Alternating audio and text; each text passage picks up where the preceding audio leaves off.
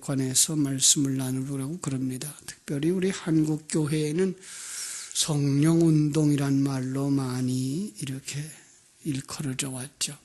또 성령운동 그러면 많이 생각하는 것이 이제 부흥회 그리고 이제 기도원 이런 것들 빼놓을 수 얘기할 수는 없을 상황이 되겠죠. 그렇죠?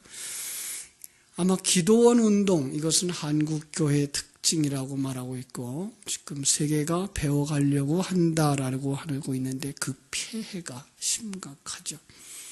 한국 기도원 세계 어느 곳에서도 찾아볼 수 없는 그런 성행이라 그래야 될까요? 특별해졌어요. 한국 기도원은 그 기도원의 역사, 수도원의 역사를 쭉 이어져 내려오면서 조용하게 기도하는 그런 곳이었는데 한국에 와서만 이 기도원이 시끄럽고 떠들썩한 그런 곳이 되어버렸죠.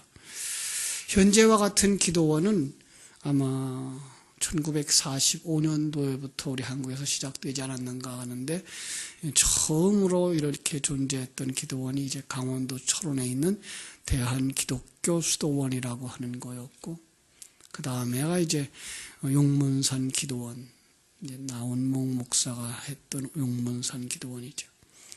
미국 오순절 운동의 영향을 그대로 받아서 방언이다, 귀신을 쫓아낸다, 병 고친다, 예언한다, 그리고 통성기도하는 그런 형태로 이렇게 일어났죠.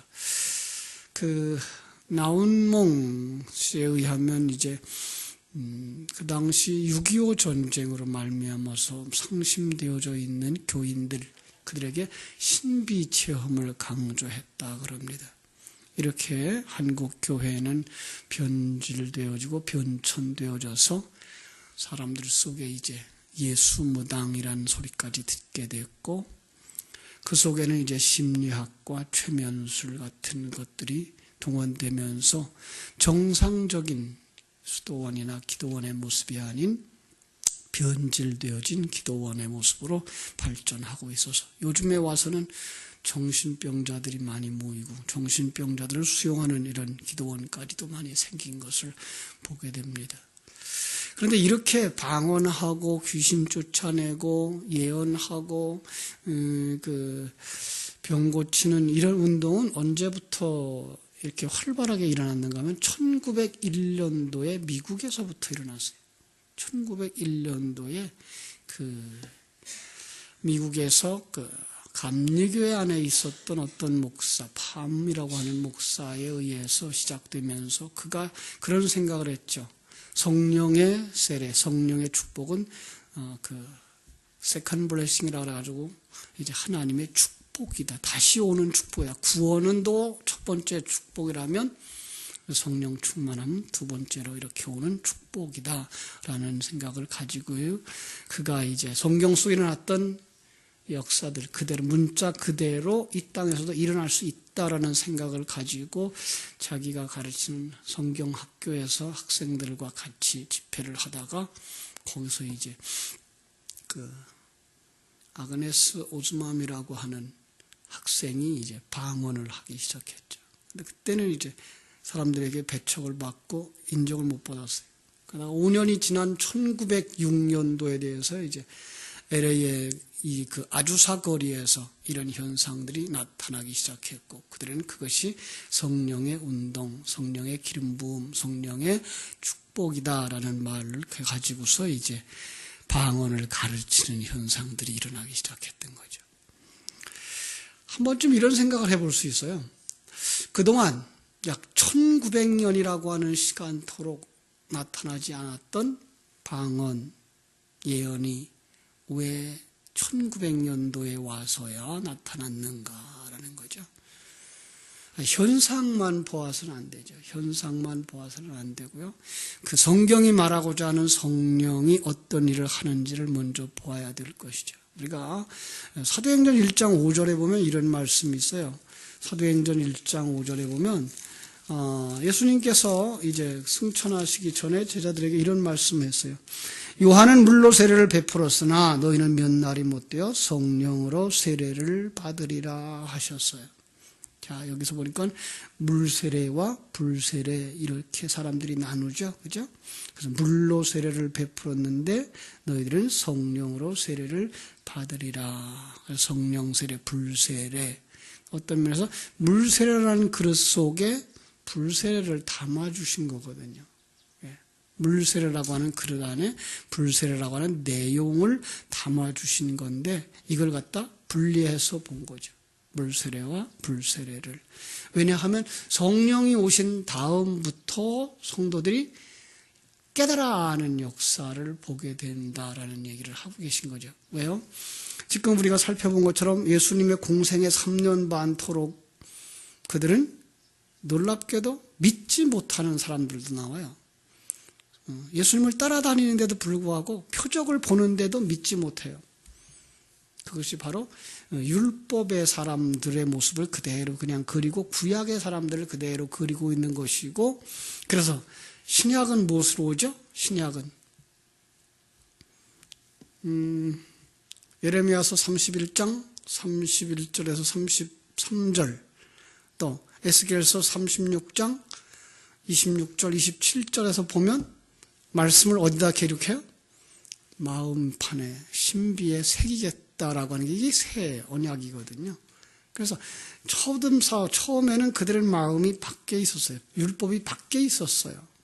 그런데 새 언약이 주어지는 그 그림 속에서 새 언약은 마음 속에 새겨지는, 진리가 새겨지는 그림.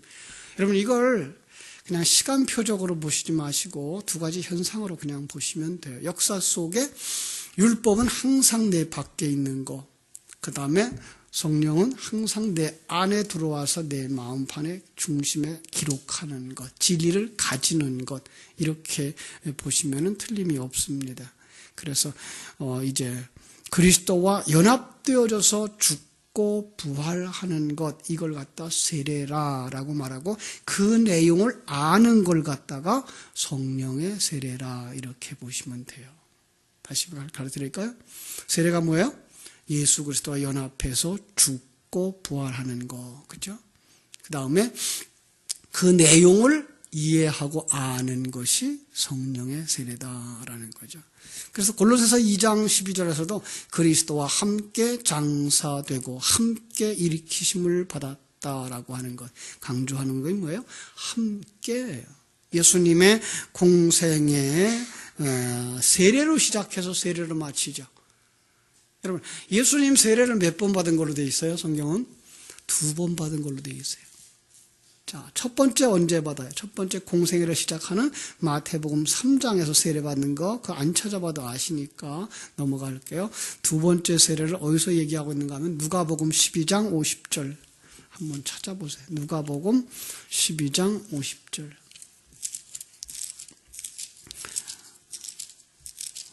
그러니까 세례라고 하는 거 그냥 물속에 들어갔다 나온 그 행위로만 보면 예수님 한 번밖에 세례 안 받았어요. 그런데 거기에다 세례의 의미를 가지고 보면 이제 누가복음 12장 50절에서 뭐라고 말씀하시는지 볼 수가 있어요. 49절부터 제가 읽을게요. 내가 불을 땅에 던지러 왔노니 이 불이 이미 붙었으면 내가 무엇을 원하리요? 뭐예요? 진리의 말씀 성령을 주려왔다. 그런데 그게 불이 붙었으면 내가 무엇을 더 원하겠느냐? 그런데 나는 받을 세례가 있으니, 아니 이미 세례 받으셨는데 또 받을 세례가 있대요. 그것이 이루어지기까지 나의 답답함이 어떻겠느냐? 예수님이 두 번째 세례를 뭘로 말하고 있는 거죠? 십자가에서 죽으시는 것을 말하는 거죠. 그렇죠. 그러니까 예수님의 그 생애는 자기 백성을 품고 죽어요.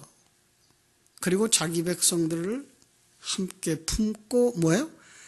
부활로 영의 영역으로 들어가는 거예요. 이걸 조금 더 확대하면요, 지금도 예수님은 영의 세계 속에서 죽으시고 계시고 지금도 영의 세계 속에서는 부활하고 계신 그림을 보실 수 있어야 돼요.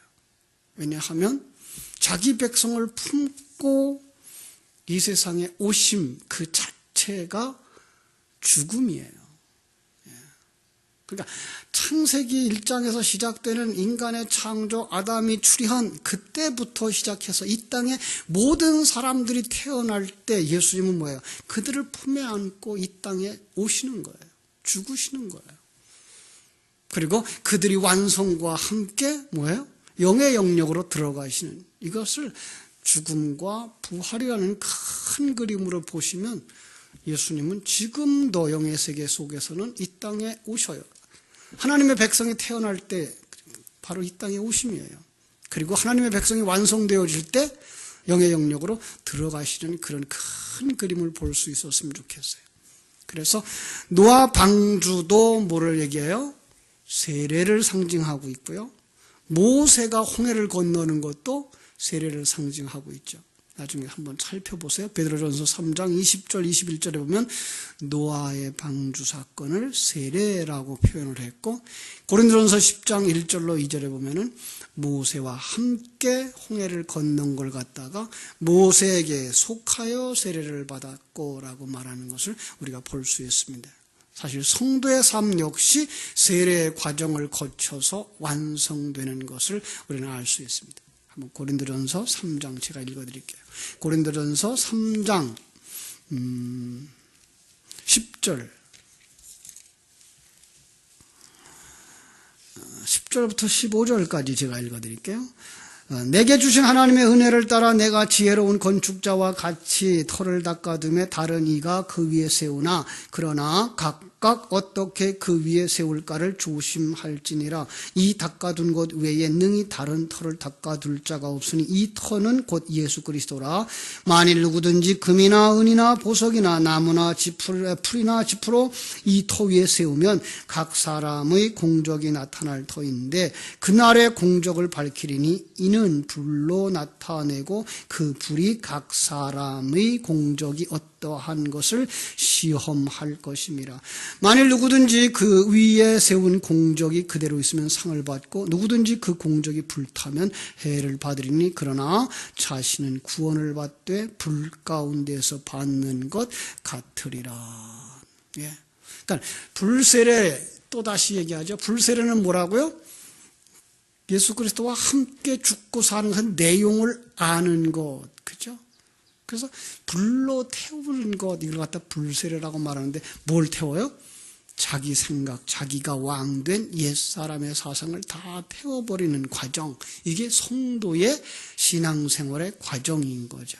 예수님과 한패 합해져서 우리도 세례를 받고 완성되어지는 그날까지 우리는 불로 연단되어지는 것처럼 생명과 진리의 말씀에 의해서 우리 속에 전쟁들은 계속해서 일어나고 우리 속에 있는 전쟁은 뭐예요? 성령의 불로 말미암아 빚어지는 거죠. 그래서 요한계시록에 가면은 7대접의 재앙이 시작되는데 지금 7대접의 재앙이라기보다는 7대접의 역사예요. 성령의 역사예요. 성령이 내려오시면 어떤 일이 일어나요? 옛사람들이 무너지고 떠나가고 죽어가는 그림이 그려지고 있는 것이 바로 7대접의 심판이라고 되어져 있는 그 그림인 거예요. 예. 성령이 우리 안에 들어오면 우리 안에 옛사람은 부서지고 무너지고 자기를 부인하게 되어지는 부분인 것을 우리가 볼 수가 있어야 되는 거예요. 그래서 마태복음 3장 11절에서 성령과 불로 세례를 준다 이렇게 얘기한 거예요. 예수님은 성령과 불로 세례를 준다 그런 거죠. 여러분, 성령이 오셔서 어떤 일을 하셨는지 아시죠? 먼저 성령이 하시는 일을 살펴보기 전에 우리가 성령이 누군가를 우리가 살펴야 되는데 부득불 삼위일체를 이야기해야 되죠. 그죠? 왜냐하면 사람들이 과거에는 성부시대, 예수님이 이 땅에 왔던 시절은 성자시대, 그리고 예수님 가고 나서 이 시대는 성령시대 이렇게요. 그건 아니에요. 역사의 시작부터 삼위일체 하나님은 같이 일하셨고 한 번도 떨어지지 않아요. 예수님 당시에도 예수님만 일한 게 아니고 성령께서 함께 일하셨고 항상 그 안에 누가 있다 그랬어요? 내 아버지께서 일하시니 나도 일한다라고 성부가 일하셨고 지금도 누구가 일해요? 지금도 우리 안에 예수님 계시고 예수님 안에 하나님 계시고 그러죠.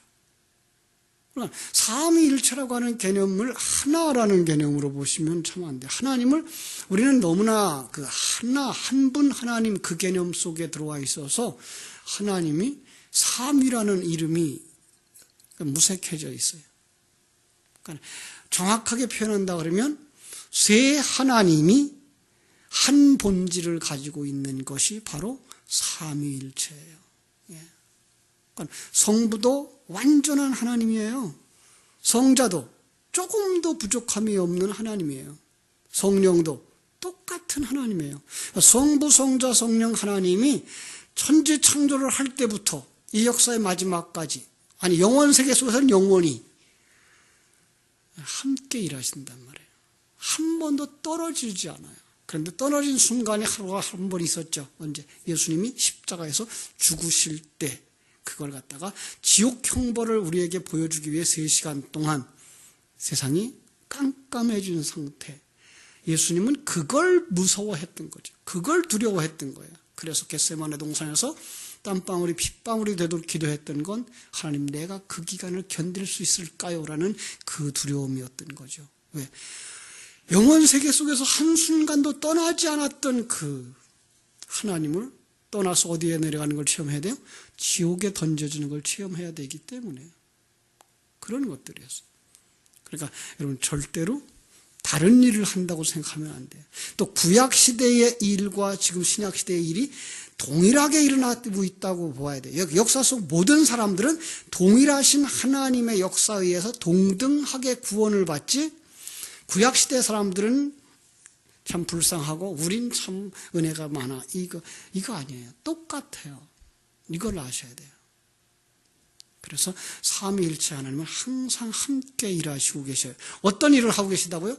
우리의 구원을 위해서 일하시고 계셔요. 시간과 공간 속에 있는 삼위일체 하나님은 바로 천국의 완성 속에 있는 우리를 완성시키는 그 일을 하고 있어요.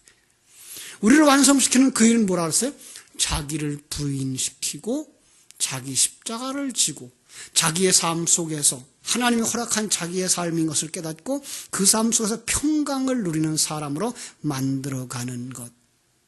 성령의 운동도 그리로 가야 되는 거예요. 성령의 역사도 그리로 가야 되는 거예요. 구약에도 성령의 역사가 일었었어요. 언제 일어났죠? 하나님이 천지를 창조할 때부터, 그죠? 하나님의 신이 수면 위에 운행하시자 천지와 만물이 창조되는 그 그림. 예. 하나님의 백성들이 깨달아 알아가는 그 과정 속에서 성령이 역사하세요. 하나님의 신이 역사하세요. 구름 기둥과 불 기둥으로 하나님의 사자로 오셔서 일하시고 있는 그 모습들 똑같은 거예요. 그러니까 하나님은 언제나 똑같이 일하시는 그 하나님, 우리의 구원을 위해서 일하고 계시다라는 사실을 꼭 기억했으면 좋겠습니다. 자, 오늘 말씀에도 보면 예수님이 왜 오셨나를 우리에게 가르쳐주죠. 예수님이 왜 오셔요? 16절에 보니까 보혜사라. 그래서 보혜사, 돕는 자라는 뜻이죠. 누구를 도와요? 하나님을 도우시고 예수님을 도우시고, 그죠? 우리를 돕고 계신 하나님이에요. 예. 그러니까 하나님의 사역을 하시고 계신 거예요. 그러니까 성도들과 함께 계셔요. 어떤 일을 위해서? 본래 하나님의 계획인 그 경륜을 이루시려고.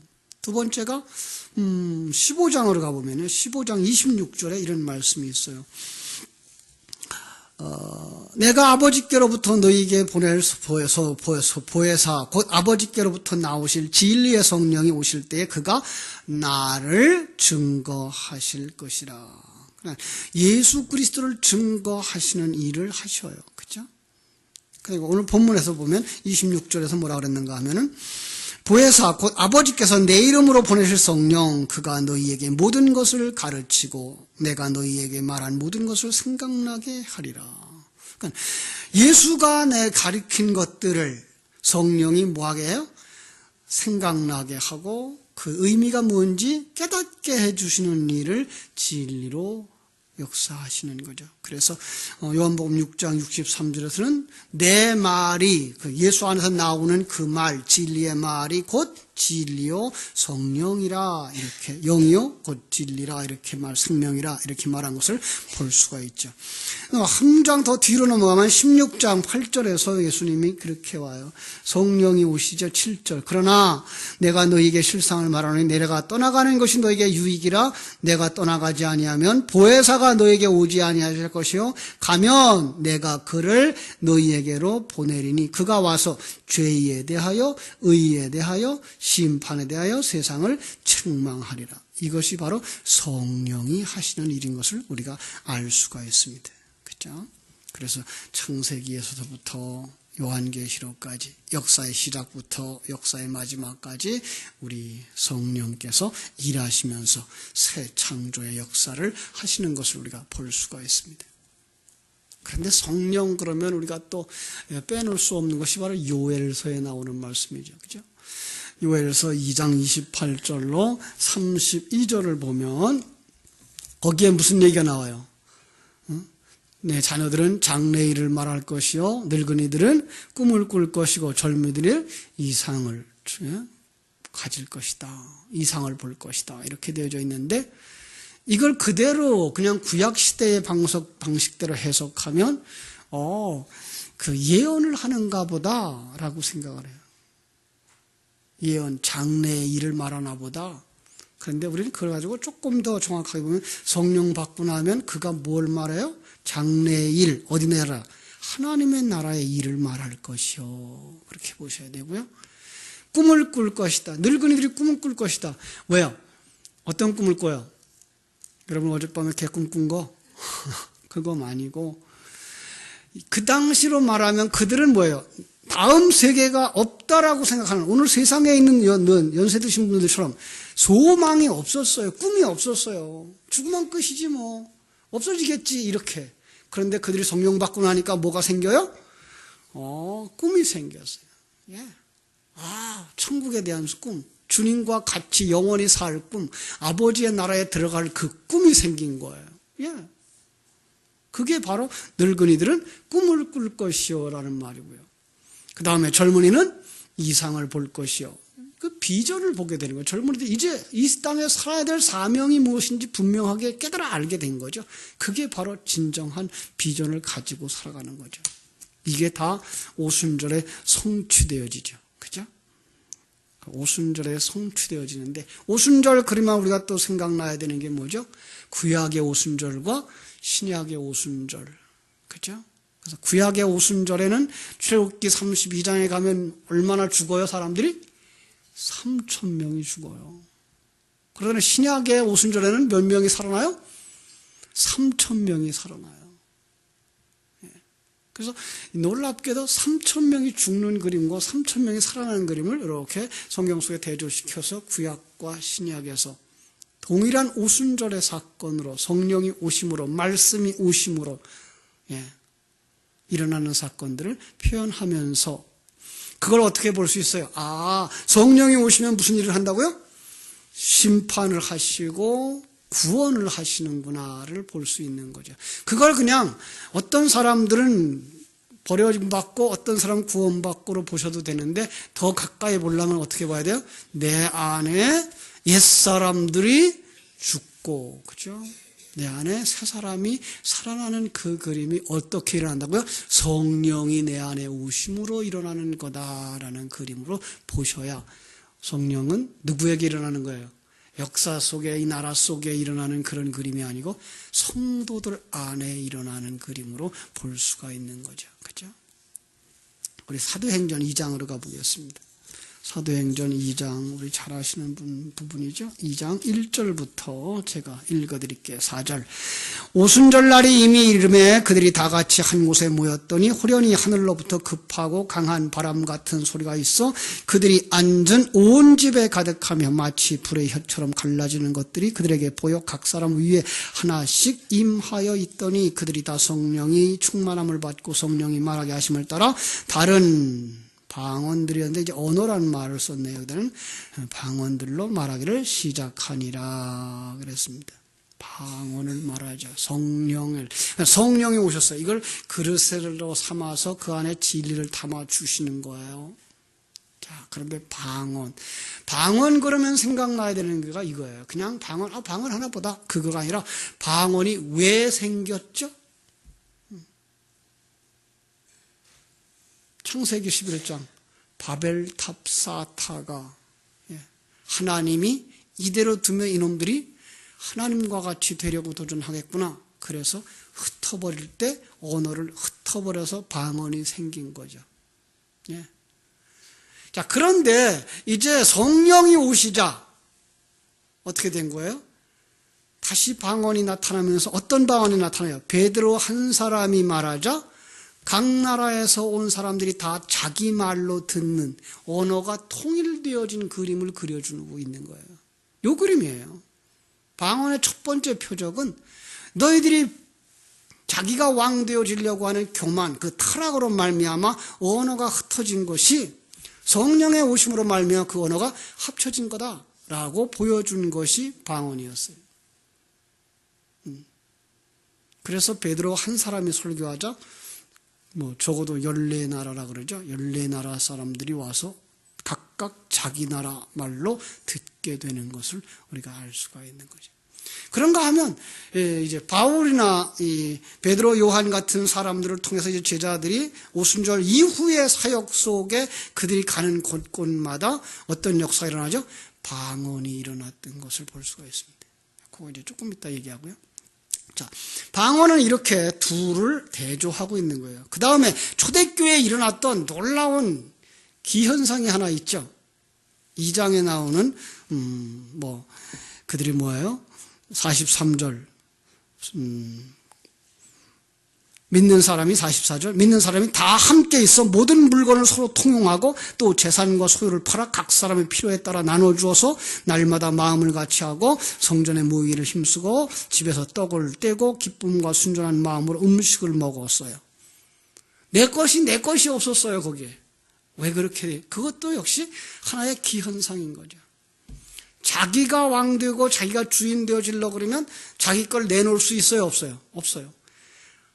하나님이 주인 되어지고 이게 나에게 필요에 따라서 사용하라고 내게 맡겨준 거구나라고 하면 그게 나누어 줄 수 있는데 비해서 이건 내 거야. 내가 나를 지켜야 돼. 그리고 내가 장래를 보장해야 돼. 그리고 내 거라고 생각하면 그다음부터는 나누는 걸 못해요.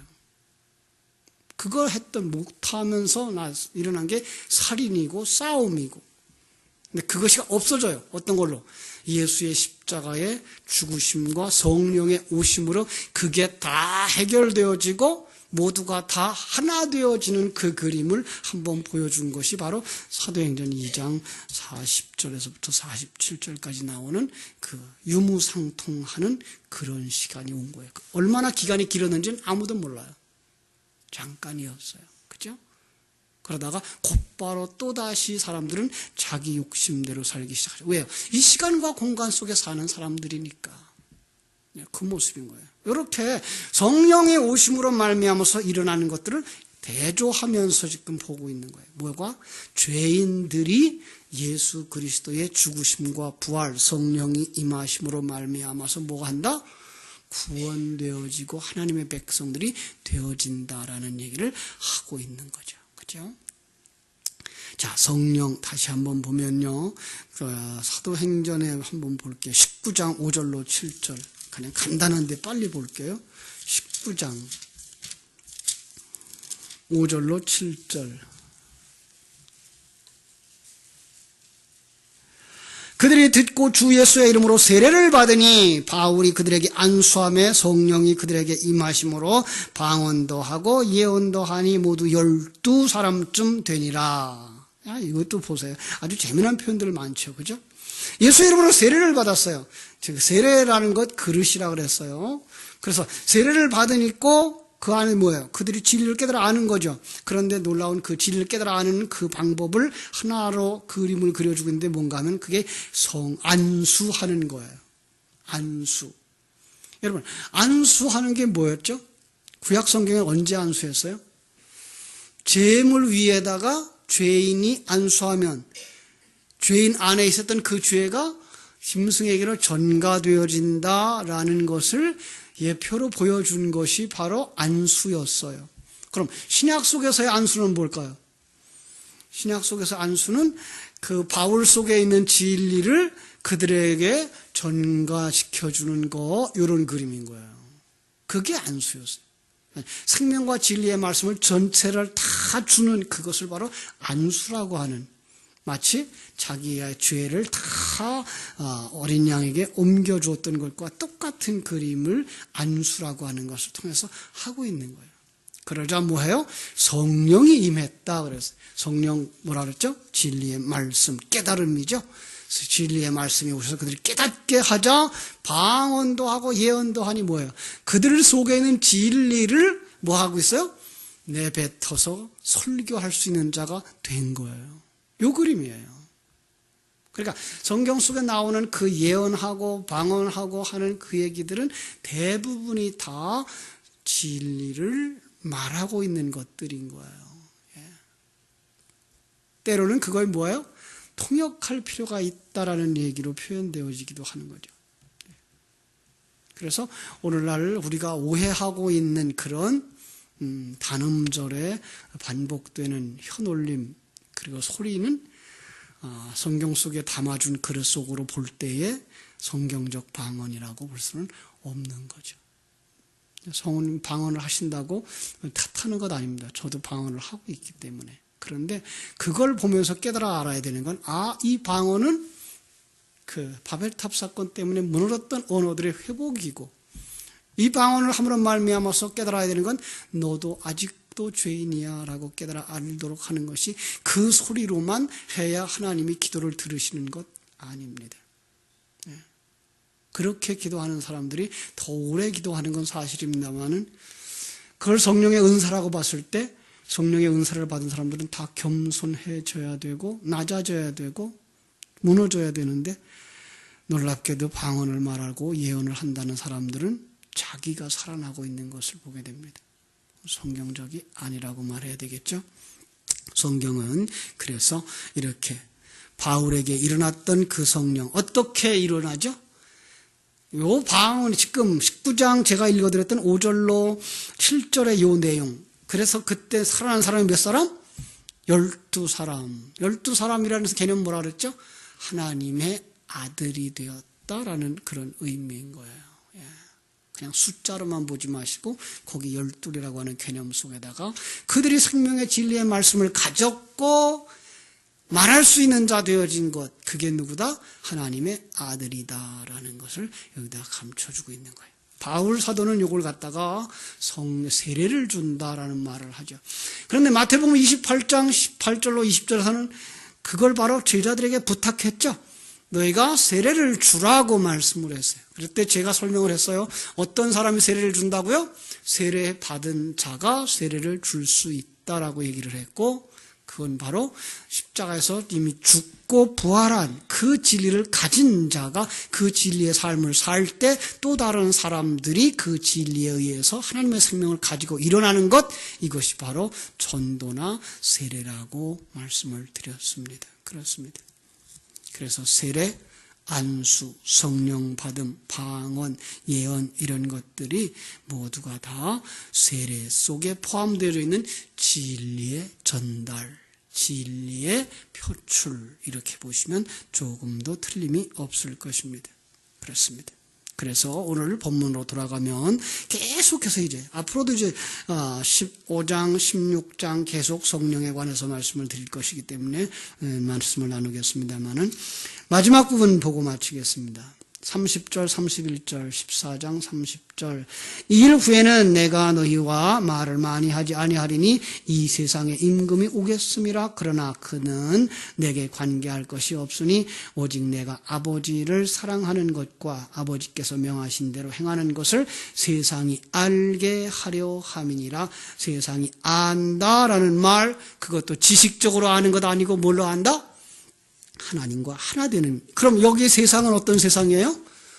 하나님이 세상을 이처럼 사랑하사라고 하는 그 세상, 죄악된 세상에서 하나님의 부름을 받아 나온 당신의 자녀들, 그들이 알게 되는 겁니다. 그들에게 말합니다. 일어나라, 여기를 떠나자. 어디서 일어나라고요? 죄악된 세상에서 일어나라. 땅에 속한 자들아 일어나라, 출애굽하자라는 의미죠. 그리고 떠나가자. 어떤 길을 가야 됩니까? 주님께로 가는 그 길, 영생의 길로 함께 가자라고 말씀하는 것을 듣고, 오늘 우리도 죄악된 세상의 개념, 거기서부터 벗어나 하나님의 자녀로 그 진리의 길을 걸어가는 여러분, 여러분이 성령 받은 사람이요, 여러분이 성령 충만한 사람인 줄을 믿는 그 믿음으로 어떤 표면적인 것들을 가지고 있어서 자랑하는 그들 것을 가지고 있지 못하고 해서 기죽고 약해질 것이 아니라 여러분들이 진정으로 성령의 사람들, 진리의 사람들을 믿는 믿음 안에서 하나님의 사람으로 완성되어져 가기를 주님의 이름으로 축원합니다. 기도하겠습니다.